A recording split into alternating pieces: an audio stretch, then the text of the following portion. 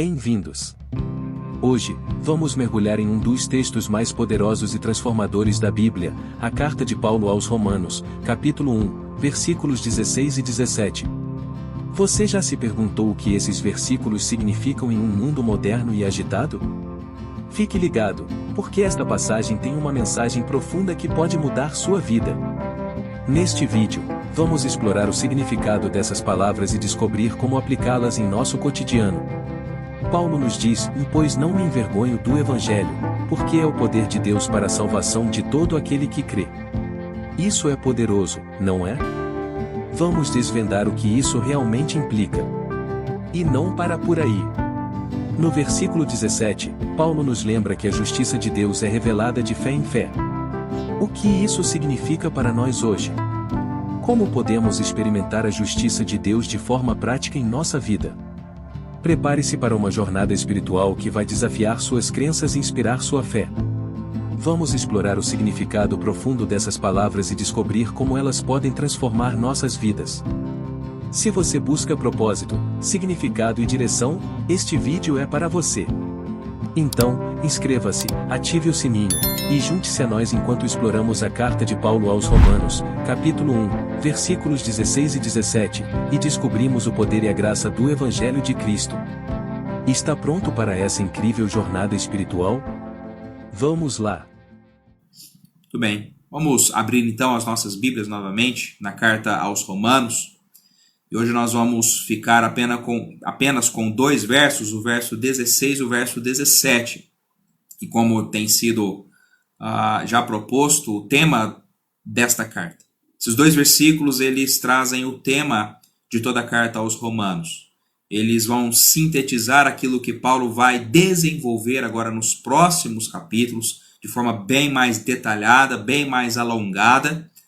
Mas esses dois versos, eles são os versículos-chave desta carta. E ele nos ajuda a entender como Paulo, então, vai desenvolver esse tema, o pensamento dele, durante toda essa carta. Então, vamos ler aí, Romanos capítulo 1, versos 16 e 17. Diz assim a palavra de Deus: pois não me envergonho do Evangelho, porque é o poder de Deus para a salvação de todo aquele que crê, primeiro do judeu e também do grego, visto que a justiça de Deus se revela no Evangelho de fé em fé, como está escrito: o justo viverá por fé.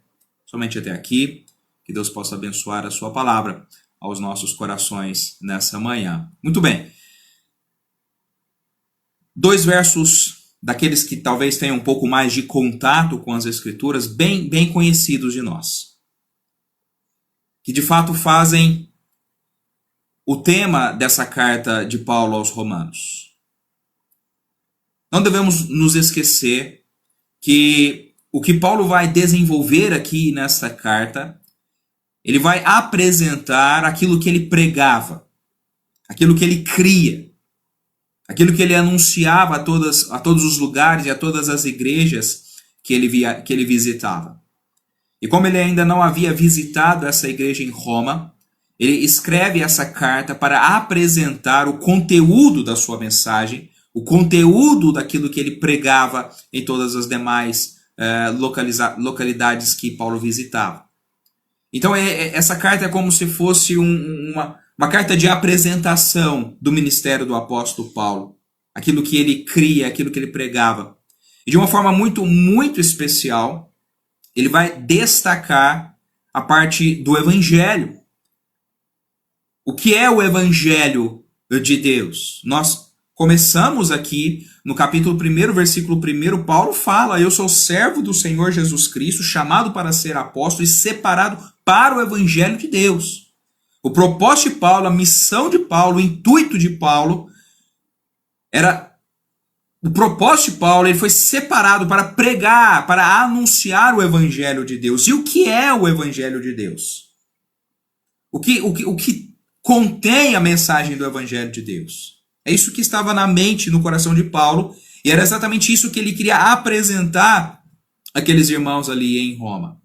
E nós lemos na última oportunidade, no versículo 15, quando Paulo está falando aquela igreja, quando Paulo está mostrando o seu interesse àquela igreja, ele vai orar por aquela igreja, ele vai mostrar o desejo de visitar aquela igreja, ele vai mostrar o propósito que ele tinha de visitar aquela igreja, ou seja, de compartilhar os dons, de serem mutuamente edificados, e também para levar o evangelho também à cidade de Roma, a capital mundial naquela oportunidade. E ele termina aí no versículo 15, dizendo: quanto está em mim, estou pronto a anunciar o evangelho também a vós outros em Roma. Paulo demonstra a sua prontidão de anunciar o evangelho quando ele estivesse ali na cidade de Roma. E ligando o versículo 15 com o versículo 16, por que Paulo tinha tanta prontidão? Por que Paulo tinha tanto desejo de ir em Roma e apresentar também o evangelho ali naquela cidade? Porque Paulo ele tinha uma profunda conhecimento, experiência, transformação na sua vida.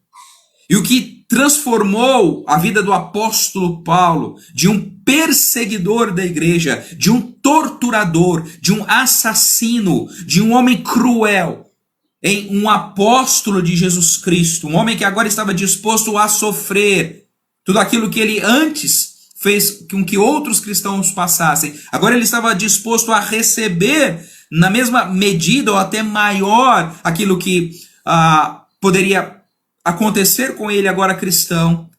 Por que Paulo dá tanta ênfase, enfatiza tanto o evangelho? Ele fala no começo do versículo 16, pois eu não me envergonho do evangelho. Isso é algo precioso. E essa quando nós começamos a olhar para esses dois versos 16 e 17, quando Paulo vai sintetizar a experiência que ele tem com o evangelho de forma tão clara, mas também tão poderosa nas palavras que ele usa, como o evangelho de fato fazia parte da sua existência agora, como o evangelho de fato era a razão da sua vida. Ele diz: olha, eu estou disposto, eu estou pronto a pregar o evangelho a vós em Roma. Mas e por que isso? Porque eu não me envergonho do evangelho. Eu não me envergonho do evangelho. É interessante quando Paulo ele escreve a sua introdução na carta aos Coríntios, quando ele vai mencionar da loucura da cruz, tanto para judeus principalmente, como também para os gentios, a mensagem da cruz que está contida no Evangelho de Deus, a mensagem de salvação pela graça. E Paulo fala: olha, isso é loucura para os que se perdem, mas para nós é poder de Deus. Paulo entendia e compreendia que o Evangelho seria algo que muitas vezes seria rejeitado, seria desprezado, seria esquecido, seria levado de formas completamente fora daquele que Deus gostaria que fosse. Várias e várias vezes no livro de Atos nós vamos ver as pessoas rejeitando o evangelho na sua forma, desprezando o evangelho. Mas isso de forma nenhuma podia abalar o sentimento e a experiência real, profunda, prática que Paulo tinha com o evangelho de Deus. Pois foi esse mesmo evangelho que promoveu uma transformação absurda, profunda na experiência, na vida do apóstolo Paulo. E agora ele estava sempre disposto a falar do evangelho como experiência na sua própria vida, mas como também realidade doutrinária, teológica que ele havia aprendido diretamente do Senhor Jesus Cristo. E agora então ele vai transmitir essas verdades nessa carta aos Romanos. E nesses dois versículos então, 16 e 17, o apóstolo Paulo vai trazer o tema, é o evangelho, é a justiça de Deus que se revela através do evangelho. E nós gostaríamos de rapidamente considerar aqui algumas lições nesses dois versículos somente hoje. com relação ao Evangelho, com relação ao tema desta carta que o apóstolo Paulo vai apresentar diante de nós. Então a primeira coisa que fica claro aqui nas palavras do apóstolo Paulo, no início do versículo 16, é a ousadia do Evangelho. Porque ele diz, pois não me envergonho do Evangelho. Paulo tinha essa ousadia. Paulo tinha esse interesse profundo de levar, de pregar o Evangelho, de viver o Evangelho de forma completa, de forma plena, independentemente do lugar onde ele estava. Quando nós olhamos, por exemplo, para as viagens missionárias no livro de Atos, nós sempre vamos descobrir que quando Paulo e seus companheiros chegavam a alguma cidade, imediatamente eles buscavam não um lugar para dormir, não um lugar para descansar, mas um lugar para pregar o Evangelho. Um lugar para anunciar o Evangelho. Por isso Paulo ele afirma com muita coragem, eu não me envergonho do Evangelho. Eu não me envergonho do Evangelho. E essa ousadia que o apóstolo Paulo demonstra, mais tarde, ele escrevendo na sua carta a Timóteo, ele vai dizer exatamente isso, prega a palavra, insta, quer seja oportuno, quer não. O Evangelho, meus amados, é o único poder na face da terra capaz de modificar a vida de uma pessoa. O Evangelho é a única mensagem real, concreta, que promove uma mudança extraordinária na vida de todo aquele que crê. Não há nada que se assemelhe na face da terra. Não há nenhuma mensagem, não há nenhuma ideologia, não há nenhuma política, não há nenhuma doutrina, nenhuma filosofia que possa ser comparada ao Evangelho do Senhor Jesus Cristo. Não há nada que mude com tamanha profundidade completamente o coração humano do que o Evangelho do Senhor Jesus Cristo. É como Paulo escrevendo aos Coríntios, é um tesouro em vasos de barro. É algo preciosíssimo, embora muitas vezes pregado, levado por vasos de barro, pessoas frágeis, pessoas com as suas debilidades e deficiências, mas que proclamam uma mensagem preciosíssima. E é exatamente isso que o apóstolo Paulo está dizendo aqui, nesse verso 16, pois não me envergonho do Evangelho. Não me envergonho do Evangelho. Meus amados, a lição prática que nós temos aqui nesse dia é muito clara. Aqueles que já são salvos, aqueles que já nasceram de novo, aqueles que já arrependidos depositaram a sua confiança em Cristo e foram salvos por Deus, nós temos esta mensagem preciosíssima nas nossas mãos. Nós temos esta mensagem que ela é íntima de nós, porque foi essa mensagem que nós demos crédito. Foi através dessa mensagem que veio a fé. A fé vem pelo ouvir e ouvir a palavra de Deus. E nós começamos a entender a realidade da nossa experiência como seres humanos, condenados longe de Deus. E isso vem pelo conhecimento do Evangelho. Mas o Evangelho também mostra o caminho perfeito de salvação, unicamente pela pessoa bendita do nosso Salvador Jesus Cristo. E todas essas verdades aplicadas pelo Espírito Santo aos nossos corações fizeram brotar em nós uma nova vida. Nascemos do alto, nascemos de cima. E agora nós, entendendo, compreendendo em experiência e na doutrina, nós temos o dever, nós temos a obrigação de também falar do Evangelho às outras pessoas. Nós não devemos nos envergonhar.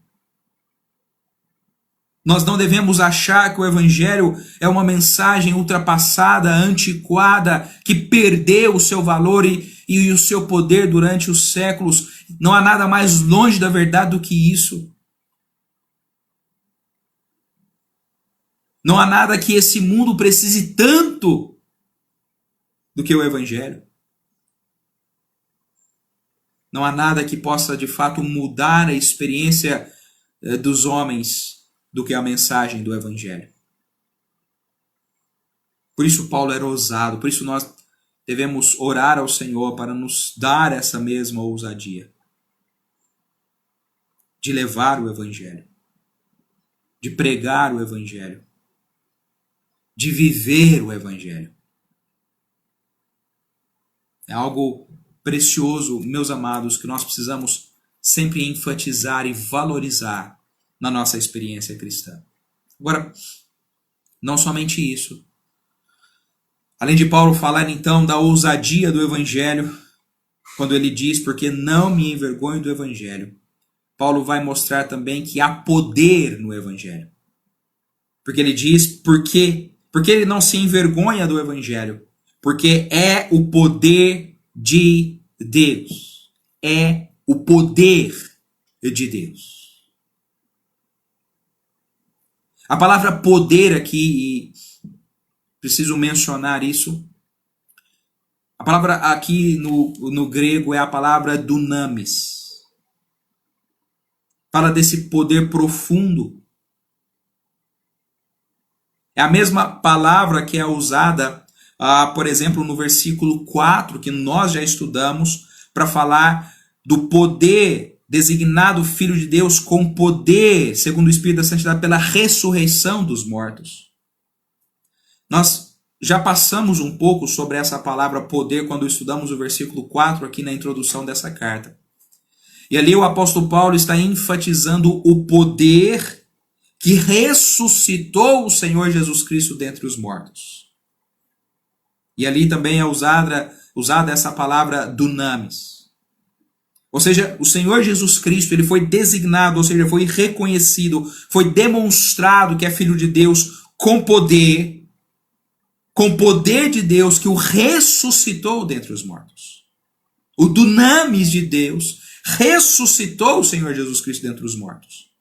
E eu mencionei naquela oportunidade que quando no Antigo Testamento nós falamos de poder, sempre os escritores do Antigo Testamento vão retratar algum milagre, algum feito do Antigo Testamento que demonstra o poder de Deus. E na maioria dos casos, os escritores veterotestamentários vão fazer menção, por exemplo, às pragas do Egito, a libertação do povo da terra do Egito, a passagem pelo Mar Vermelho, são acontecimentos históricos na vida de Israel no Antigo Testamento que naquelas circunstâncias serviam de exemplo para o poder de Deus. Vejam como Deus é poderoso. Aí mencionavam esses acontecimentos históricos na experiência de Israel. No Novo Testamento, o exemplo de poder, o tipo de poder que se faz menção é a ressurreição do Senhor Jesus Cristo. A ressurreição do Senhor Jesus Cristo é o fato histórico que é usado pelos escritores do Novo Testamento quando querem enfatizar um exemplo, ou dar um exemplo do poder de Deus. E eles vão sempre mencionar o poder de Deus manifesto na ressurreição do Senhor Jesus Cristo. É isso que Paulo fala aqui no versículo 4 do capítulo 1 aos Romanos. Que o Senhor Jesus Cristo, então, ele foi designado, foi demonstrado que de fato ele é Filho de Deus pelo poder de Deus, quando ele é ressuscitado dentre os mortos. E essa mesma palavra, ela é usada agora para falar do Evangelho, que é o poder de Deus. Que é o poder de Deus. Eu quero fazer um paralelo com isso. O Evangelho é poder de Deus. Porque quando uma pessoa, ela crê no Evangelho, ela crê na mensagem do Evangelho, ela é ressuscitada, ela é revivificada, ela nasce de novo. Ela que estava morta em seus delitos e pecados, ela é tornada a vida espiritual, é concedida a ela pelo poder do Evangelho. Então eu quero fazer esse paralelo. Assim como o poder de Deus ressuscitou o Senhor Jesus Cristo dentre os mortos, esse mesmo poder, ele atua em pessoas que estão mortas espiritualmente, separadas, longe de Deus. Esse mesmo poder é o que faz essas pessoas, quando creem no Evangelho, serem ressuscitadas, serem restauradas à vida, serem vivificadas. É o mesmo poder. É um poder que traz vida. O Evangelho, meus amados, é algo que produz vida. E não há nada na face da terra que seja tão difícil, para não dizer impossível aos homens, é produzir vida. Somente alguém com um extraordinário poder consegue produzir vida. Hoje é sabido, os homens com todas as suas ciências e tecnologias não conseguem produzir uma molécula de vida. Conseguem reproduzir a vida, os homens conseguem repartir a vida, os homens conseguem manipular a vida, os homens conseguem modificar alguns aspectos da vida, mexendo lá no seu DNA, na sua genética, no seu gene, etc. Isso os homens conseguem fazer. Mas ninguém consegue produzir vida do nada. Você pega uma proteína aqui, uma proteína ali, junta aqui, aquilo se transforma em um ser vivente, uma molécula, uma bactéria, um germe, um vírus. Isso é completamente impossível ainda aos homens. Por quê? Porque gerar vida, produzir vida, é algo que está restrito à divindade. A divindade. O poder de gerar vida é algo simplesmente restrito a Deus. E embora os homens consigam fazer muitas coisas com a vida, é impossível produzir vida do nada. Isso já é algo completamente comprovado. É algo impossível aos homens produzir vida. E aqui nós encontramos o Evangelho. A mensagem do Evangelho. Mensagem que Paulo não se envergonha. Por quê? Porque é poder de Deus. Porque o Evangelho, ele produz vida. No coração de uma pessoa que está completamente morta nos seus delitos e pecados. Seu coração é algo completamente seco, árido, inóspito, e então vem a mensagem do Evangelho aplicada pelo Espírito Santo, e aquela pessoa na compreensão, ela deposita sua confiança no Evangelho, e então daquele árido, daquele nada, daquele ambiente de morte, de podridão, de rebeldia a Deus, nasce vida. E o Evangelho é o único poder na face da terra que pode produzir vida no coração de pessoas que estão mortas. O Evangelho é o poder. Agora notem isso, o Evangelho é o poder de Deus. Esse poder, ele não está em mim. Esse poder não está em nenhum ser humano. Esse poder não está em nenhuma religião, é um poder de Deus. Não há nenhum ser humano na face da terra que pode outorgar salvação a outro.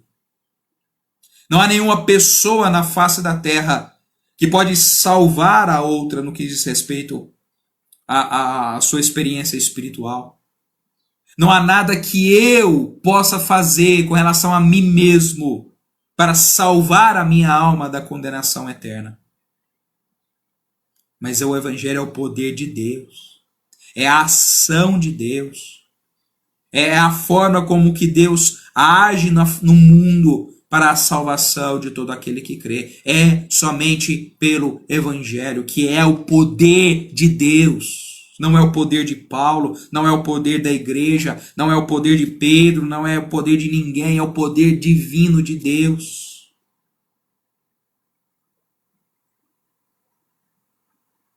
Isso é algo que nós precisamos também enfatizar. É um poder de Deus. É Deus quem salva. É Deus quem salva. E isso precisa ficar bastante claro, bastante estabelecido aqui. Porque quando nós entrarmos na próxima semana, na parte doutrinária da carta, quando Paulo vai mostrar e vai iniciar falando do Evangelho, mas falando de uma forma dura, Paulo ele vai apresentar o Evangelho, vai apresentar a salvação, mas antes de apresentar a salvação, Paulo precisa apresentar por que eu e você precisamos ser salvos. E Paulo vai tratar de pecado. Paulo vai tratar de condenação. E quando nós olharmos aqui, a minha oração é que eu e você possamos entender que a condição do homem pecador é tão terrível, é tão profunda, que de fato precisa de alguém para nos salvar. Nós não conseguimos. Nós precisamos desse poder de Deus para nos salvar. E é exatamente isso que Paulo nos apresenta aqui com o Evangelho. É o poder de Deus. Agora, continue aí. Pois não me envergonho do Evangelho, porque é o poder de Deus. Para quê? Para a salvação. O Evangelho é o poder de Deus para a salvação. Salvação, essa é uma palavra muito importante dentro das Escrituras.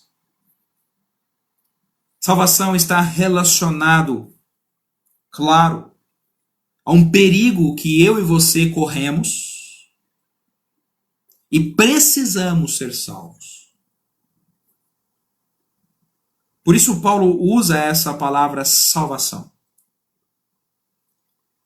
E ele vai usar ainda outros sinônimos ou outros aspectos dessa palavra salvação no decorrer dessa carta aos Romanos. Ele vai falar de reconciliação, justificação, tudo isso está dentro desse conceito mais amplo que é a salvação. E eis uma coisa, meus amados, que nós já precisamos compreender.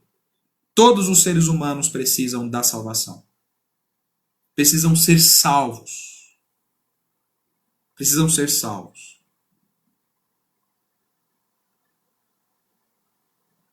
Isso vai ser melhor detalhado, melhor explicado nos próximos capítulos, mas eu preciso adiantar.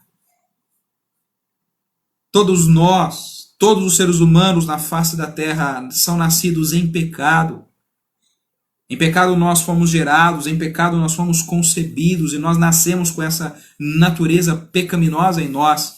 E quando nós crescemos, e quando nossos filhos fazem alguma coisa errada, quando eles fazem uma desobediência, fazem algo que de fato é um erro, eles simplesmente estão manifestando essa natureza. Ela já está em cada ser humano na face da terra.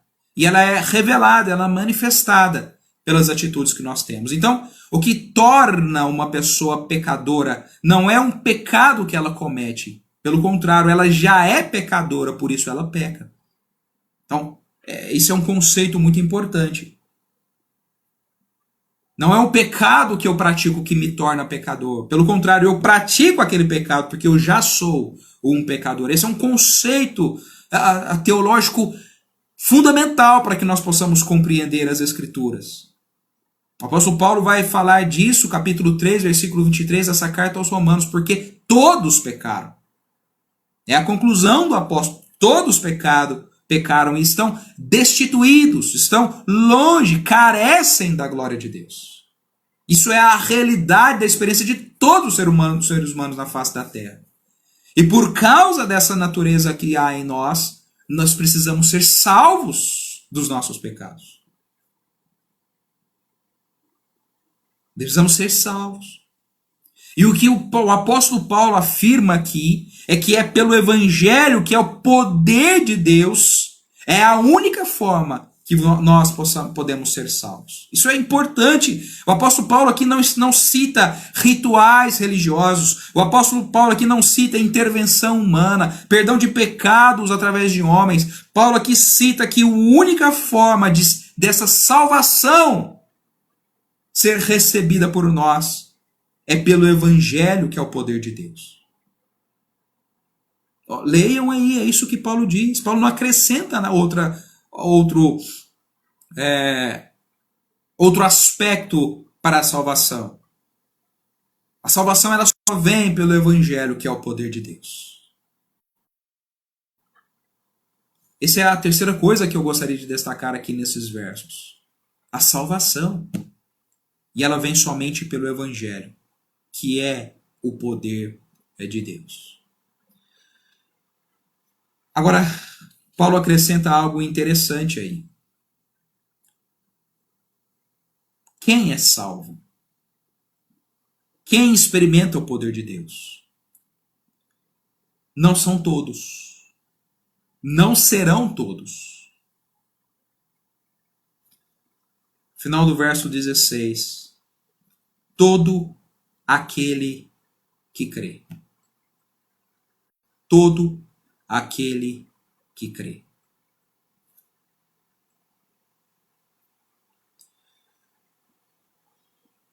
Somente aqueles que creem serão salvos.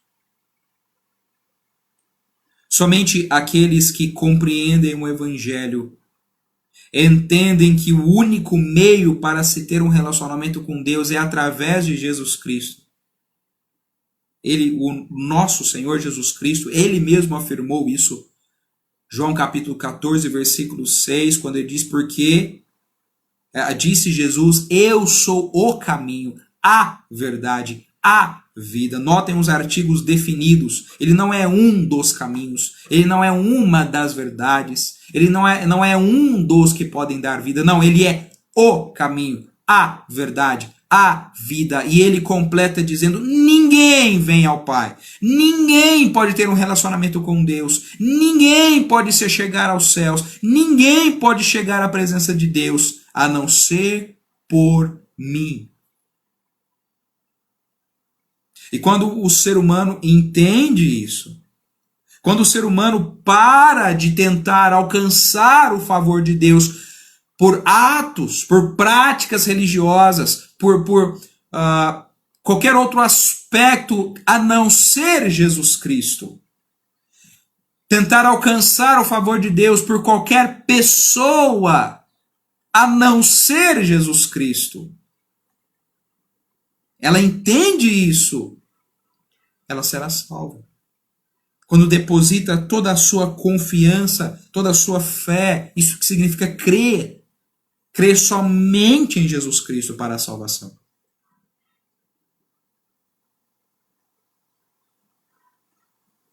Porque há um só mediador entre Deus e os homens, Jesus Cristo, o homem.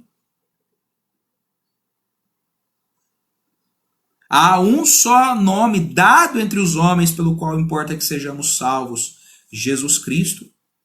Atos capítulo 4, versículo 12, se eu não me engano. Não há salvação em nenhum outro. Por isso, somente aqueles que creem. Nós não temos muito tempo para aprofundar nisso, mas nós teremos tempo à frente nos nossos estudos para aprofundar nisso. Mas quando você lê, por exemplo, o livro do Evangelho de João, várias e várias vezes isso é mencionado. A fé em Cristo é fundamento para a salvação. A fé em Cristo é um instrumento que Deus usa para que os homens sejam salvos. Deus ele não ultrapassa a nossa vontade. Pelo contrário, ele quer que a nossa vontade seja submetida à revelação do Evangelho, aquilo que ele revela a respeito da salvação. E você entendendo e crendo, você será salvo por ele. É a forma, é o meio que Deus estabeleceu para salvar o homem. Não sou eu que estabeleci essa forma. Não foi Paulo que estabeleceu essa forma de salvação, foi Deus mesmo. Foi Deus mesmo que determinou que a salvação fosse pela fé através do Evangelho, através de Jesus Cristo. Isso é estabelecido por Deus. Então, quando nós olhamos para as Escrituras com despido de qualquer preconceito, despido de qualquer pré-avaliação que nós temos a respeito da Bíblia, e quando olhamos com muita sinceridade para a revelação das Escrituras, é isso que eu e você vamos ver com muita clareza. Era essa a mensagem dos apóstolos, era essa a mensagem do Senhor Jesus Cristo. Porque ele disse no verso talvez mais conhecido do Novo Testamento, João capítulo 3, versículo 16, porque Deus amou ao mundo de tal maneira que deu seu Filho unigênito para todo aquele que crê. Não é para todos os homens. O Filho foi dado a todos os homens. Mas os homens experimentarão da salvação que o Filho traz somente quando creem. A salvação está disponível a todos. Porque Deus amou ao mundo de tal maneira que deu o seu Filho unigênito. Ela está disponível a todos os seres humanos na face da terra. Mas somente aquele que crê. Somente o que crê será salvo. E isso vai ser bastante destacado, por exemplo, no Evangelho de João. Se você tiver o interesse, pode ler. Quantas e quantas são as menções que é condicionada à salvação, à fé, a crer no Senhor Jesus Cristo. E a próxima coisa que eu gostaria de destacar aqui, continuando, no final do verso 16, Paulo diz, primeiro do judeu e também do grego. E aqui Paulo vai demonstrar a amplitude do Evangelho. Então Paulo ele já falou da ousadia do Evangelho, ele não se envergonha do Evangelho. Paulo fala do poder do Evangelho, Paulo fala da salvação que vem pelo Evangelho. Paulo fala da fé necessária para se crer no Evangelho. E agora Paulo vai falar da amplitude do Evangelho. O Evangelho é oferecido primeiro ao judeu e também ao grego. Por que isso?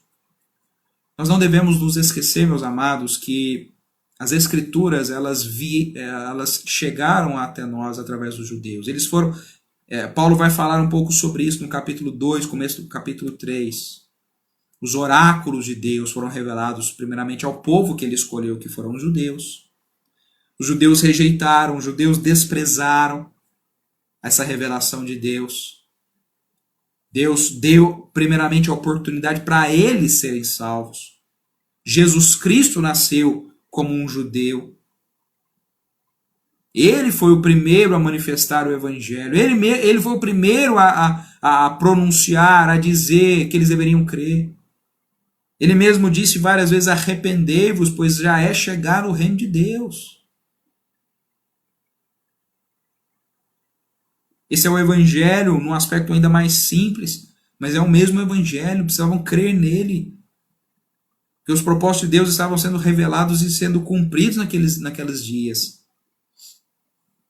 Os apóstolos, quando iniciaram a pregar esse Evangelho, Atos capítulo 2, começaram em Jerusalém, a capital de Israel, o centro dos judeus. Só que os judeus eles desprezaram essa mensagem. E lá no capítulo 9 do livro de Atos, Paulo, que também é judeu, com cidadania romana, ele é salvo pelo Senhor Jesus Cristo. E aquilo que é dito a respeito do apóstolo Paulo é que ele seria um vaso escolhido para levar o evangelho aos gentios. Deus agora estava abrindo as portas às demais nações para ouvirem essa mensagem. Isso é muito claro quando nós lemos a Mateus capítulo 28, antes do Senhor Jesus Cristo voltar aos céus, o que ele disse, ide por todo o mundo e levai o evangelho, pregai o evangelho a todas as criaturas. Ali nós vamos ver que Deus já estava trazendo amplitude à mensagem. Ela não ficaria restrita somente às regiões de Israel, somente aquelas regiões da Palestina. Não, não. Isso agora seria aumentado, seria ampliado. Por isso Paulo fala primeiro do judeu, porque começou lá, mas também agora dos gregos. E Paulo usa aqui o termo grego como sinônimo de gentio, porque a língua dita naquela época era a língua grega. Era a língua dominante, como o inglês seria hoje, né, a língua mais universal, onde você poderia se comunicar com mais facilidade em várias partes do mundo. Naquela época era o grego. Então, Paulo está dizendo, olha, começou pelos judeus, agora estão indo aos gregos, às outras línguas, as demais línguas, aos demais povos. Hoje nós estamos aqui, meus amados, no Brasil, porque a amplitude do Evangelho nos alcançou. Homens que não se envergonhavam do Evangelho vieram trazer essa mensagem até nós aqui no Brasil. Milhares deixaram seus países, suas terras, e vieram até aqui trazer a mensagem. A amplitude do Evangelho chegou até nós. De fato, nós louvamos ao Senhor por isso. Paulo continua, versículo 17. Visto que a justiça de Deus se revela no Evangelho. E esse é um outro aspecto importante que Paulo vai, a partir de agora, tratar. A justiça de Deus. O Evangelho, meus amados, não somente revela o amor de Deus, mas antes de tudo, o Evangelho revela a justiça de Deus. Notem que é essa expressão que o apóstolo Paulo usa aqui. Paulo não diz que o Evangelho revela o amor de Deus. Paulo diz que o Evangelho revela a justiça de Deus. E isso precisa ficar muito bem entendido aqui. É a justiça de Deus que está em jogo aqui, não o amor de Deus. É por causa da justiça de Deus que os homens precisam de salvação. Hoje, muitas vezes isso é falado, é dito de forma contrária. Muito é enfatizado sobre o amor de Deus. Muito pouco é enfatizado sobre a justiça de Deus. E esta falha de comunicar o Evangelho sem enfatizar a justiça de Deus tem produzido pessoas que não compreendem quem Deus é, de fato. Quando nós começarmos semana que vem, se o Senhor permitir, se nós estivermos vivos até o próximo domingo, nós vamos começar lendo o versículo 18, que começa com a palavra ira. Paulo vai começar a apresentar o Evangelho que revela a justiça de Deus. Sabe com que palavra? Não é com amor. É com a palavra ira. Já parou para pensar nisso? Por quê? Porque o que está em jogo aqui no Evangelho é a justiça de Deus e não somente o seu amor. Claro que o amor de Deus tem parte, nós vamos ver isso. Mas os outros aspectos do caráter de Deus, como a sua justiça, santidade, a ira de Deus também está presente. E é necessário você entender isso primeiro, para que depois você compreenda o amor de Deus. Se você não entender a justiça de Deus, se você não entender o porquê Deus está irado, nesse exato momento, você não vai entender porque o amor de Deus é tão precioso, porque a graça de Deus é tão maravilhosa. Se você não entender, primeiramente, a justiça de Deus, a santidade de Deus, e os homens estão perdidos por causa da justiça de Deus.